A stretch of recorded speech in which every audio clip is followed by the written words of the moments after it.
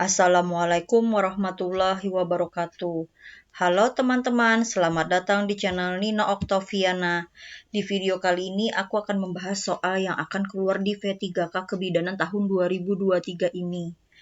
Nah, yaitu adalah tentang asuhan kebidanan nipas fisiologis bagian ke-18.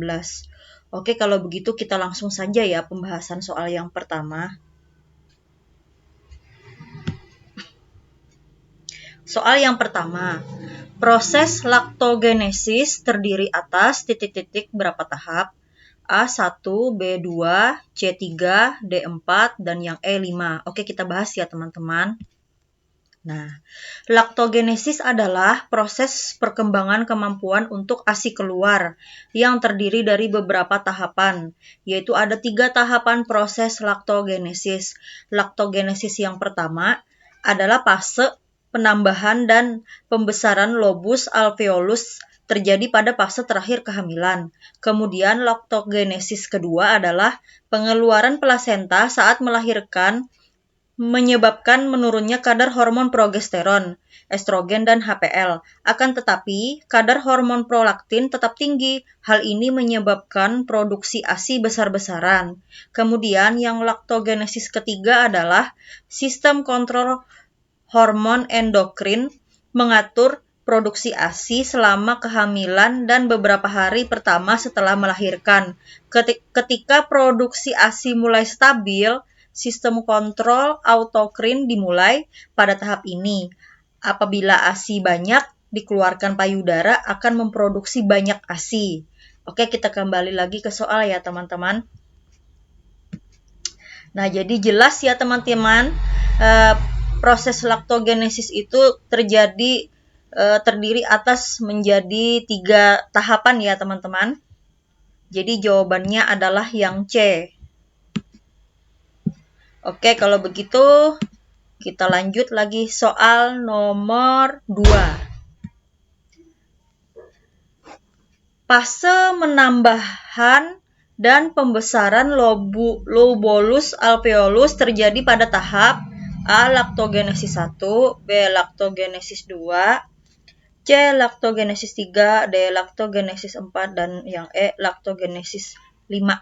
Oke teman-teman, tadi kan baru saja kita bahas ya, kalau tahapan laktogenesis itu cuma ada 3 ya teman-teman. Jadi kalau yang laktogenesis 4 dan 5 ini bukan ya teman-teman. Jelas ini bukan. Jadi jawabannya ada di antara A, B, atau C. Nah, penambahan dan pembesaran lobus alveolus terjadi pada tahap berapa? Ya teman-teman, tadi kan baru saja kita bahas yaitu adalah pada laktogenesis tahap yang pertama. Jadi jawabannya adalah yang A ya teman-teman. Nah, oke kalau begitu kita langsung lagi soal selanjutnya.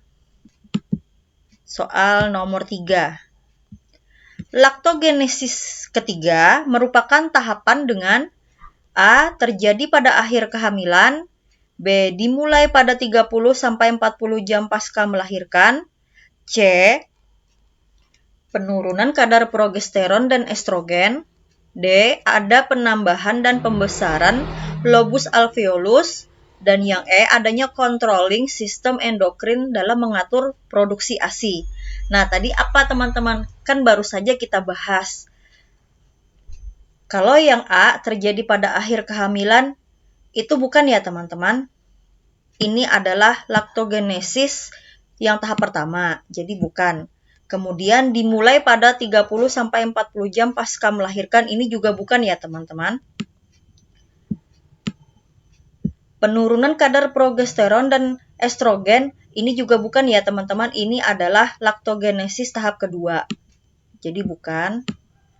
Lalu ada penambahan dan pembesaran lobulus alveolus, ini juga bukan ya teman-teman, ini adalah laktogenesis tahap pertama. Jadi juga bukan. Nah, adanya controlling system endokrin dan dalam mengatur produksi ASI. Nah, ini jawabannya ya teman-teman. Jawabannya adalah yang E. Adanya controlling system endokrin dalam mengatur produksi ASI. Ini yang merupakan tahapan dari laktogenesis ketiga. Oke, kalau begitu kita langsung saja ya soal yang selanjutnya, soal nomor 4.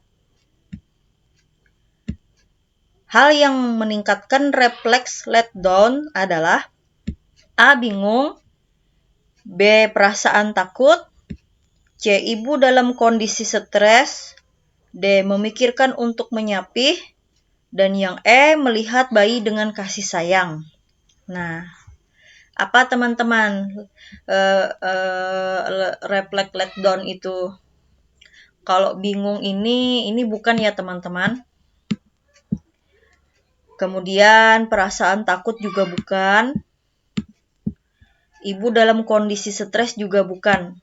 Refleks letdown itu adalah kondisi ibu yang sedang menyayangi bayinya, yang memberikan perhatian, sentuhan, kasih sayang kepada bayinya. Memikirkan untuk menyapih ini juga bukan ya teman-teman. Nah ya, jadi jawabannya jelas sekali, melihat bayi dengan kasih sayang. Jadi jawabannya yang E ya teman-teman, melihat bayi dengan kasih sayang.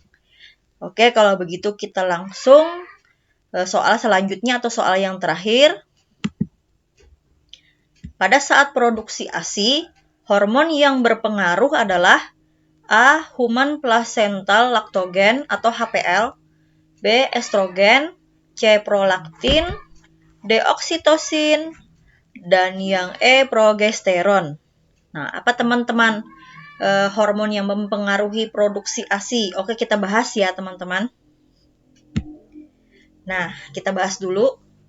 Hormon Human placental lactogen atau HPL adalah hormon yang mempunyai peran dalam menyimpan nutrisi yang dibutuhkan janin, juga berfungsi untuk merangsang kelenjar susu di payudara hingga masa menyusui.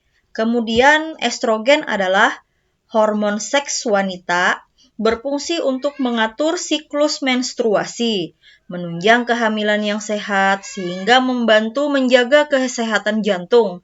Selain itu, hormon ini juga dapat mempengaruhi suasana hati. Kemudian memori dan libido wanita. Lalu, hormon prolaktin adalah hormon untuk meningkatkan produksi ASI. Kemudian, oksitosin adalah hormon yang diproduksi di hipotalamus lalu dilepaskan ke aliran darah oleh kelenjar pituitari. Hormon ini juga berguna dalam membuat persalinan dapat terjadi secara normal. Kemudian, progesteron adalah hormon yang berperan dalam siklus menstruasi dan kehamilan. Jelas ya teman-teman apa jawabannya? Oke, kita kembali lagi ke soal. Jadi jawabannya adalah hormon yang memproduksi ASI itu adalah hormon prolaktin. Jawabannya adalah yang C ya teman-teman. Oke teman-teman, segini dulu soal-soal dari aku. Nanti aku akan membuat soal-soal terbaru lagi.